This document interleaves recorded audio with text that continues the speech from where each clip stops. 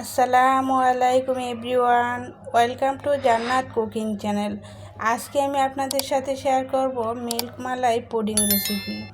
আশা করছি সকলের কাছে অনেক বেশি ভালো লাগবে। পুডিং তৈরি করার জন্য একটি প্যান নিয়েছি 2 কাপ লিকুইড দুধ। আমি এই দুধটা জাল করে ঘন করে নিয়েছি, আর এই দুধটা আমার গরুর দুধ।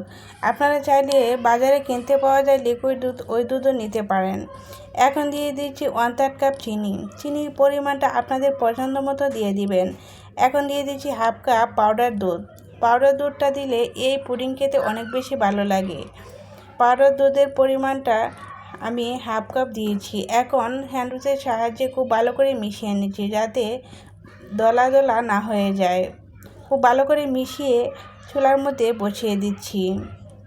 চুলার মধ্যে বসিয়ে চুলার আঁচটা মিডিয়ামে রেখে অনবরত নাড়াচাড়া করে দিতে হবে, যাতে তলানিতে লেগে না যায়। তলানিতে লেগে গেলে এই পুডিং খেতে ভালো লাগবে না।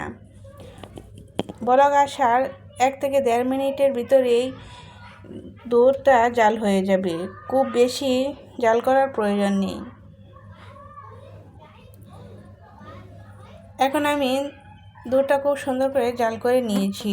দুধটা আমার বলক এসেছে, আর 1 থেকে 1.5 মিনিটের ভিতরে আমার দুধটা খুব সুন্দর করে জাল হয়ে গিয়েছে। এখন চুলাটা অফ করে দিয়েছি, আর একটা বাটিতে আমি নিয়েছি 1/2 কাপ লিকুইড দুধ। আর এই দুধটা হতে হবে নর্মাল তাপমাত্রার। দিয়ে দিচ্ছি 4 টেবিল চামচ cornflour, 1/4 teaspoon vanilla essence. Vanilla এসেন্সের পরিবর্তে আপনারা এলাচের পাউডারও দিতে পারেন। এখন খুব সুন্দর করে মিশিয়ে নিচ্ছি। দিয়ে দিচ্ছি 1 টেবিল চামচ agar agar powder. Agar agar পাউডারটা দিলে এই পুডিং জমতে সাহায্য করে। খুব সুন্দর করে অনবরত নাড়াচাড়া করে মিশিয়ে নিতে হবে, আর মিশ্রণটার সাথে সাথে দুধের মধ্যে ঢেলে দিতে হবে, না হলে কিন্তু দলা দলা হয়ে যাবে। এখন আমি জাল করা দুধের সাথে এই মিশ্রণটা ঢেলে খুব সুন্দর করে মিশিয়ে নেব। মিশানোটা খুব দ্রুত করে নিতে হবে, না হলে কিন্তু আপনার পুডিংয়ের মিশ্রণটা জমাট বেঁধে যাবে। চুলার আঁচটা লো টু মিডিয়ামে রেখে অনবরত নাড়াচাড়া করে আমি মিশিয়ে নিচ্ছি। আর দেখেন মিশ্রণটা কতটা ঘন হয়ে গিয়েছে। এখন আমি যেই পাত্রে আমি পুডিংটা সেট করব, এরকম একটা পাত্র নিয়েছি। আমি একটা বাটি নিয়েছি। এই বাটির মধ্যে সম্পূর্ণ মিশ্রণটা ঢেলে দিচ্ছি, আর দেখেন মিশ্রণটা কতটা ঘন হয়ে গিয়েছে।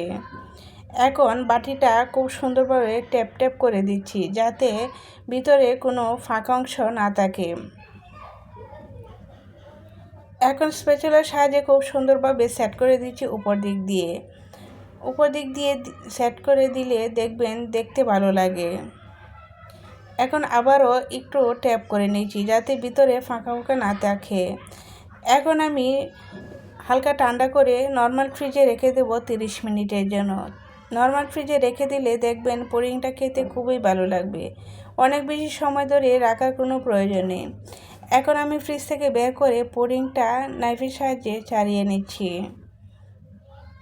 এখন একটা প্লেটের মধ্যে আমি পুডিংটা ডিমোল্ড করে দিচ্ছি। দেখেন পুডিংটা দেখতে কত বেশি সুন্দর হয়েছে।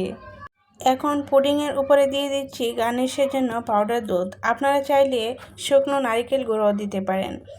এখন আমি পুডিংটা কেটে দেখাচ্ছি।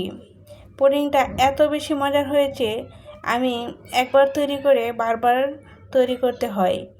মানে সকলেই এই পুডিংটা খেতে অনেক বেশি পছন্দ করে। আশা করছি আপনাদের কাছে এই পুডিংয়ের রেসিপিটা অনেক বেশি ভালো লেগেছে। আপনারা যদি এই রেসিপি ফলো করে তৈরি করেন, দেখবেন আপনাদের পুডিংটাও এরকমই সুন্দর হবে। রেসিপিটা ভালো লেগে থাকলে একটা লাইক দিতে ভুলবেন না। আপনি যদি আমার চ্যানেলে নতুন হয়ে থাকেন, তাহলে সাবস্ক্রাইব করে আমার চ্যানেলের পাশেই থাকবেন। আজ এই পর্যন্তই। আল্লাহ হাফেজ।